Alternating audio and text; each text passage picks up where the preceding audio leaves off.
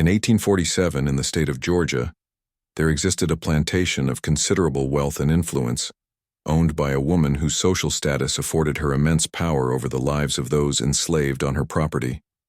She was not merely a passive participant in the institution of slavery, but actively manipulated it to fulfill her own perverse desires.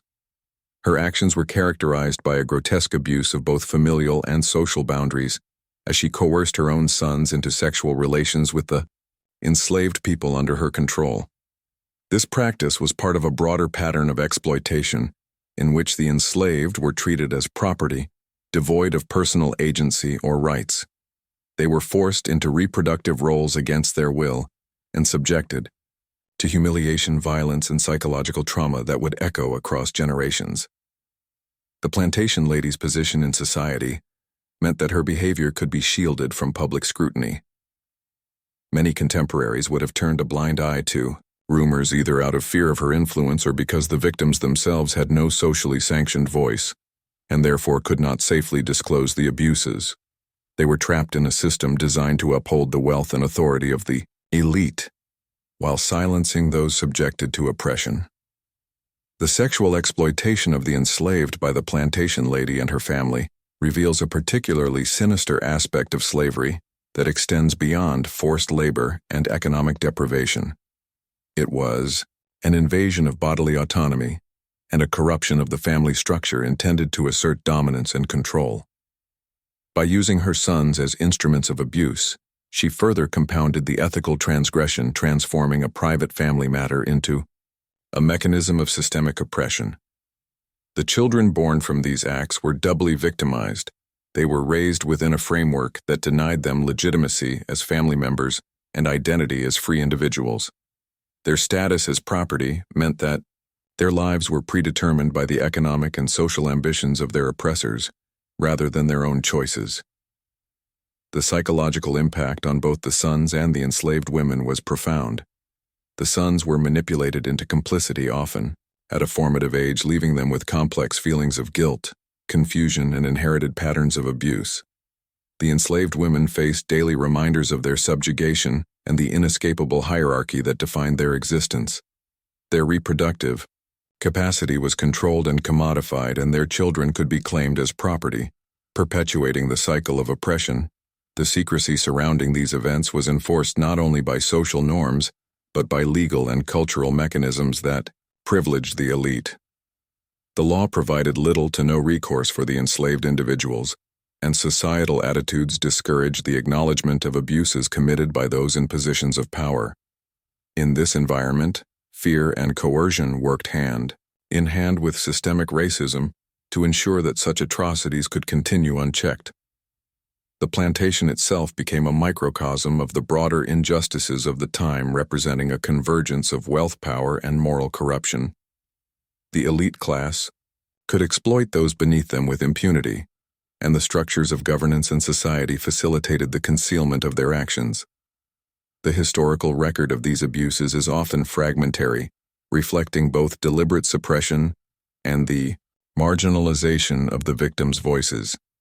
Yet the accounts that survive provide a chilling testimony to the extremes of human cruelty, justified under the guise of social hierarchy and property rights. They underscore the capacity for power to corrupt not just public life but intimate familial relationships, highlighting how oppression can permeate every level of human interaction.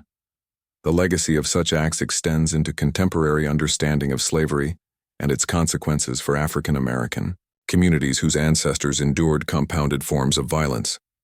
The intergenerational trauma wrought by these abuses manifests in cultural memory, family narratives, and social inequities that persist beyond the period of formal enslavement.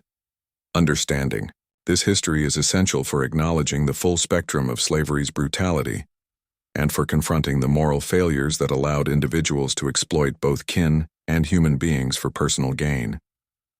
The plantation lady's conduct exemplifies a convergence of privilege and depravity, where the boundaries of decency were subordinated to desire and power. The enforced silence of victims and the complicity of the social order made the plantation a site of unmitigated suffering and moral transgression. Within this context, the events of 1847 are not merely anecdotal, but emblematic of systemic patterns whereby elite individuals leveraged their status to commit abuses shielded from accountability. The examination of these events provides insight into the mechanisms of control used to perpetuate slavery and the ways in which private immorality was intertwined with public authority and economic interests.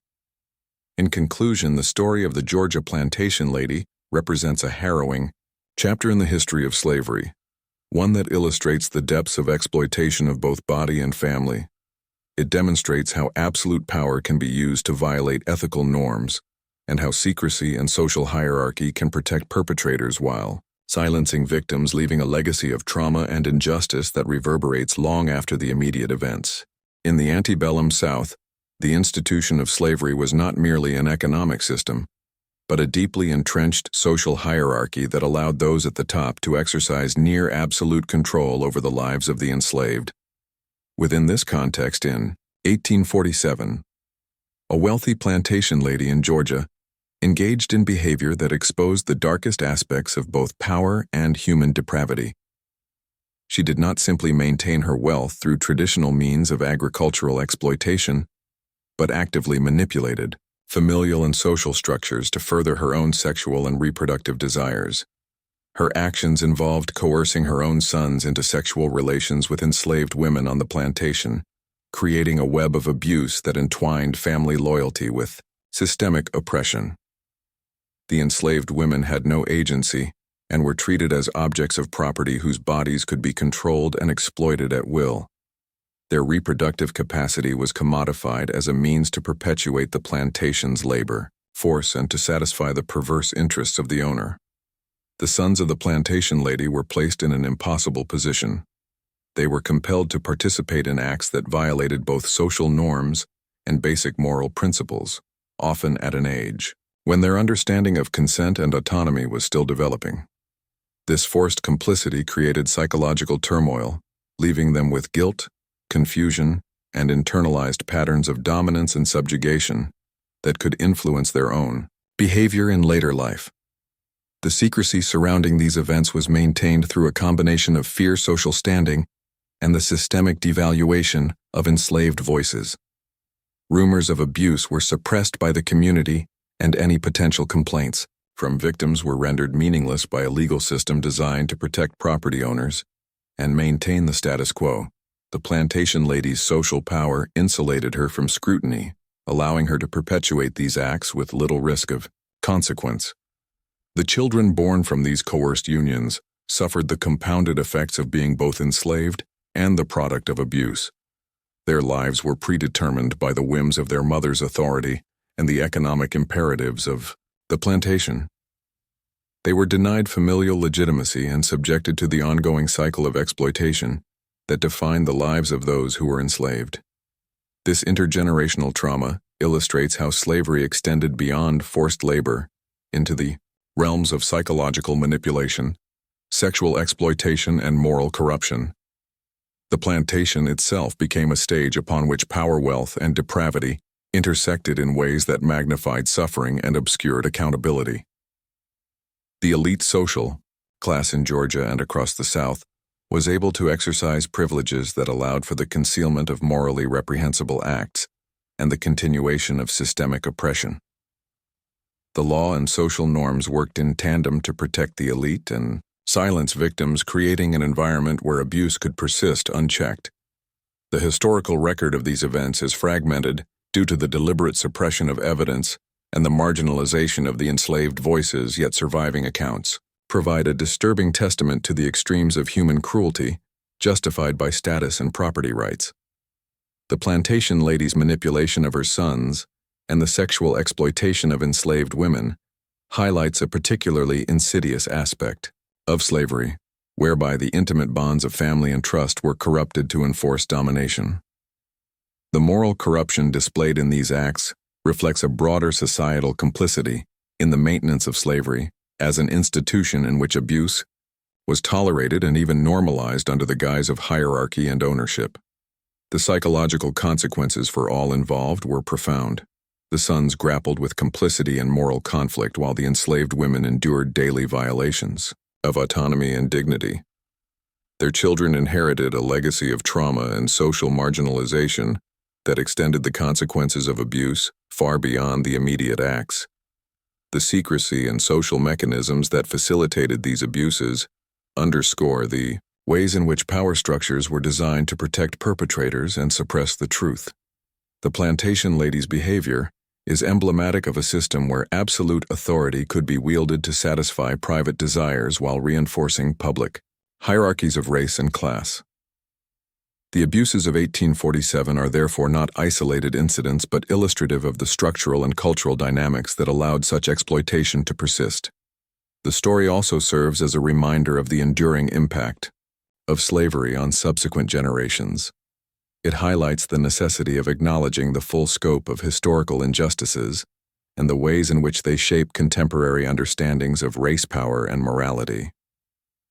The narrative of the Georgia plantation lady demonstrates the intersection of wealth power and moral corruption, and the devastating effects that these forces can have when unchecked by accountability or social conscience.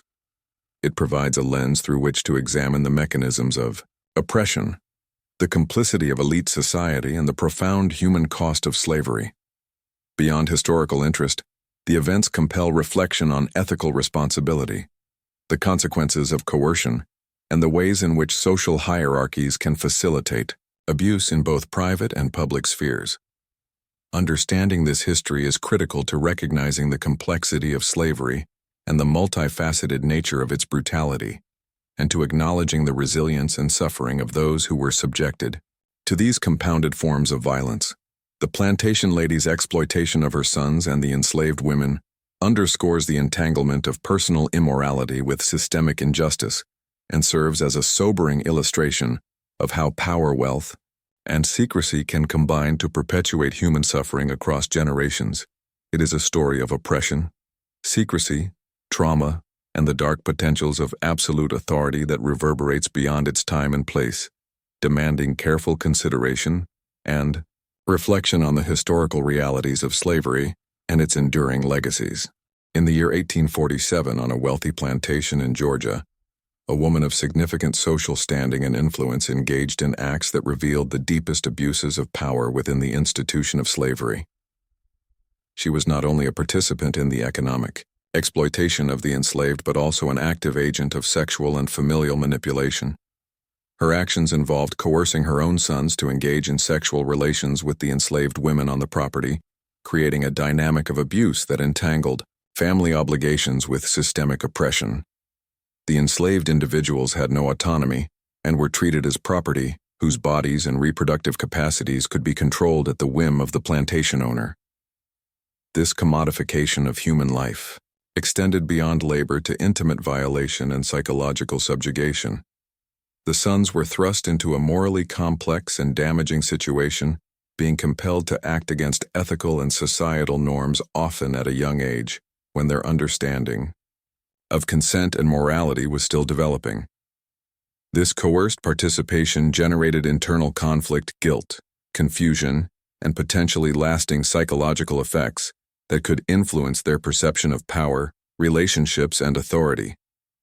The secrecy surrounding these abuses was maintained through social hierarchy, fear, and legal structures that protected the elite. The plantation lady's status in the community insulated her from scrutiny and allowed her to continue these acts with minimal risk of discovery or punishment. The enslaved women were unable to voice their suffering in a society that devalued their humanity and denied them legal protections, leaving them trapped in a cycle of exploitation and humiliation. Children born from these coerced unions were doubly victimized. They inherited a status of property and a legacy of abuse. Their identities were constrained by the social and economic imperatives of the plantation, and they were denied the recognition of familial legitimacy or personal autonomy. The psychological and social consequences of these acts extended across generations, illustrating how slavery operated not only as an economic system, but as a mechanism for enforcing social hierarchies and perpetuating trauma. The plantation itself became a microcosm of broader societal corruption, where wealth, power, and moral transgression intersected, creating an environment of sustained abuse and secrecy.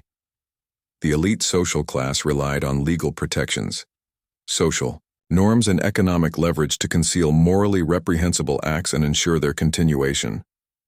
The historical documentation of these events is limited, reflecting both deliberate suppression and the marginalization of enslaved voices, yet the easy, surviving accounts provide chilling evidence of the extremes of human cruelty, facilitated by status and authority. The actions of the plantation lady highlight a particularly insidious aspect of slavery, in which intimate family relationships were corrupted to enforce dominance and exploitation. The son's involvement exemplifies how coercion can distort moral understanding and perpetuate cycles of abuse, while the experiences of the enslaved women reveal the systematic denial of autonomy, dignity, and bodily integrity. The consequences of these acts were not confined to immediate victims. They contributed to enduring patterns of intergenerational trauma, affecting the descendants of both the enslaved and the family involved. The mechanisms of secrecy and social reinforcement that allowed these abuses to persist underscore the broader societal complicity in maintaining the institution of slavery and in protecting the actions of the elite at the expense of human life and ethical norms. The narrative of the Georgia plantation lady serves as a stark illustration of how power, wealth, and privilege can be manipulated to commit profound moral violations while ensuring concealment and impunity. It exposes the interplay of personal immorality with structural oppression and the ways in which societal hierarchies can facilitate exploitation, both public and private. The story also emphasizes the long-term impact of such abuses on cultural memory, identity, and social structure, illustrating how trauma and oppression can ripple across generations and inform contemporary understandings of history and justice. The children born from these acts carried not only the weight of their immediate victimization, but also the social, stigma, and material limitations imposed by the institution of slavery. Their lives were predetermined by the desires of the powerful and the imperatives of property, rather than their own choices, highlighting the totalizing nature of oppression. In this context, the plantation lady's actions reflect a convergence of psychological manipulation, sexual exploitation, and systemic oppression that exemplifies the capacity for moral corruption when social accountability is absent. The elite, social order in Georgia provided a shield for such behavior through legal protections, social norms, and community complicity, creating an environment in which abuse could continue unchecked and victims remained powerless to resist. The examination of these events provides critical insight into the mechanisms of control used to maintain slavery and the ways in which personal immorality was interwoven with societal structures. It underscores the necessity of acknowledging the full scope of historical injustice and the enduring consequences of compounded forms of abuse. The story of the 1847 Georgia plantation thus serves as both a historical case study of extreme exploitation and a lens through which to examine broader themes of power, coercion, moral failure, and intergenerational trauma. It highlights the devastating human cost of slavery beyond economic exploitation and emphasizes the importance of confronting historical abuses in order to understand their legacies. A plantation lady's manipulation of her sons and the sexual exploitation of the enslaved women stands as a grim reminder of the depths of human cruelty facilitated by status, secrecy, and social hierarchy, demonstrating how absolute power can corrupt ethical boundaries and perpetuate suffering across generations. The narrative ultimately illustrates the interplay of private immorality and systemic oppression and challenges us to recognize the pervasive impact of these historical injustices on both individual lives and collective memory.